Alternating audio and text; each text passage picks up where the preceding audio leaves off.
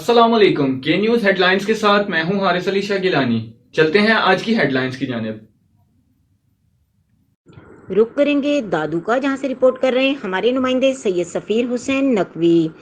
میہر میں بڑھتی ہوئی بدامنی کے خلاف عوامی تحریک کے کارکن روڈ پر نکل آئے۔ Advocate Mushtaq Ahmed Chandio, advocate Abdul Khaliq Bughio, advocate Najeeb ur Rehman Meher, advocate Zulfiqar Chandio, PTI ٹی آئی رہنما ایوب کھوسا اور دیگر کی قیادت میں مین گھنٹہ گھر چوک پر ٹینٹ لگا کر بھوک ہڑتال قائم کر کے پولیس انتظامیہ کے خلاف سخت نعرے بازی کی گئی۔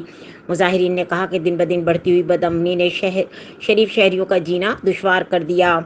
شہری اپنے گھروں میں بھی محفوظ نہیں رہے اور انتظامیہ کے کان پر جوں تک نہیں رینگتی۔ انہوں نے مزید کہا کہ عوامی تحریک کے رہنما رسول بخش سرکائی کے GLI کار جو کہ چوری ہو گئی تھی، انتظامیہ چوروں کو گرفتار کر کے چوری شدہ کار واپس کروا دی جائے۔ میہر پولیس جرائم پیشہ افراد کے آگے بے بس بنے ہوئے ہیں۔